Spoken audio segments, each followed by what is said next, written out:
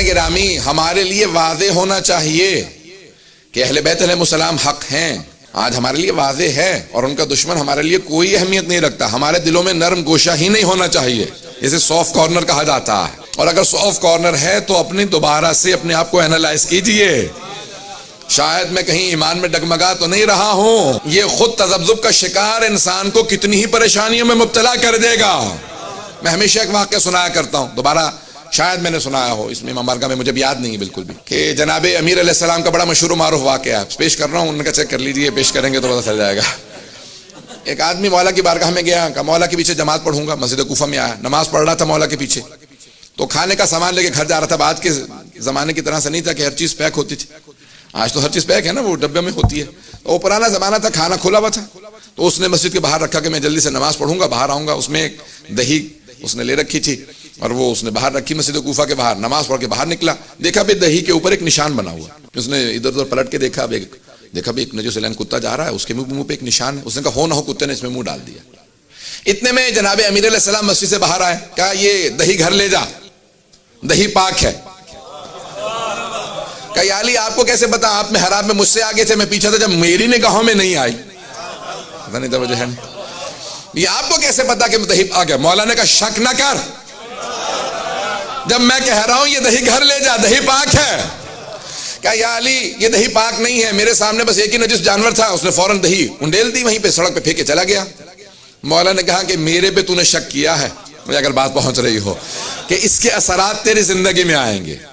Effects ہوتے ہیں نا، جیسے بعض دوائی کھا لیتے ہیں، سائیڈ ایفیکٹس ہوتے ہیں. امامت پہ شک کرنے کے بہت زیادہ سائیڈ ایفیکٹ ہیں، توجہ ہو.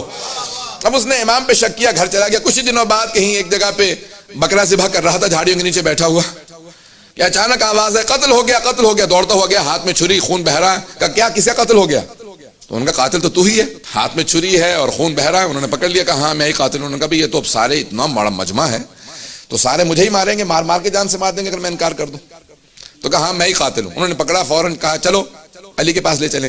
جیسے ہی پہنچے مولا نے مسکرا کے دیکھا، پتہ نہیں توجہ ہے نہیں ہے. جیسے ہی مولا مسکرایا، کہا کہ مولا اس کا مطلب ہے آپ جانتے میں بے گناہ ہوں؟ یہ آپ کا مسکرانا بتا رہا کہ آپ مجھے دیکھتے ہی مسکرا رہے ہیں. کہا جس طرح سے اس دن میں جانتا تھا،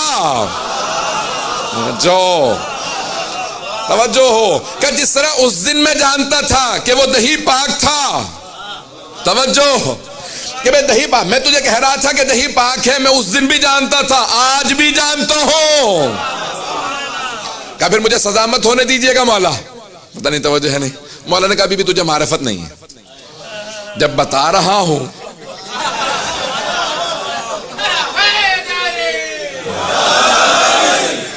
مولا نے کہا اتنا ذرا تھوڑا سا انتظار کر لے، اور انتظار کر، ابھی میرا بیٹا حسن مجتبی آنے والا.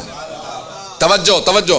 مولا نے کہا میں تو جانتا ہوں، لیکن میں تجھے سمجھانا چاہتا ہوں امامت کیا ہے، حجت خدا کون ہوتا ہے. ذرا تھوڑا انتظار کر. اتنے میں امام حسن مجتبی علیہ السلام تشریف لائے. مولا نے کہا کہ بیٹا آپ فیصلہ کیجئے، تفصیل میں نہیں جاؤں گا. مولا نے فوراً تمام کے تمام مومنین سے، جتنے بھی وہ کوفے کے لوگ تھے، مومن بھی تھے، دوسرے بھی تھے، مولا نے کہا اس مقام پہ جاؤ، وہاں پہ ایک درخت ہے، درخت کے نیچے ایک بکرا رکھا ہوگا، تو اس کا گلا ذبح ہو چکا ہوگا، جو ہاتھ میں چھری ہے وہ اس کا خون ہے. اب وہ پریشان ہو کے کہنے لگا کہ مولا یہ تو آپ کے بیٹے کو بھی پتا ہے. مولا نے کہا یہی تو سمجھانا چاہ رہا ہوں، حجت خدا ایسا ہوتا ہے کہ جو حجت خدا ہو وہ ایسا ہوتا ہے کہ اس کے ذہن میں کبھی بھی کوئی شبہ نہیں آنا چاہیے. حجت سے متعلق کبھی ذہن میں شبہ نہ آنے دو. جب لوگ گئے تو کہا کہ مولا یہ واقعا بکرا موجود ہے. تفصیل میں نہیں جا رہا، صرف اشارہ کرنا چاہتا تھا واقعے کی طرف. عزیزان گرامی، آج جتنے حملے ہوں گے، اگر آپ کی عقل سالم ہے آپ دھوکہ نہیں کھائیں گے، کبھی دھوکہ نہیں کھائیں گے.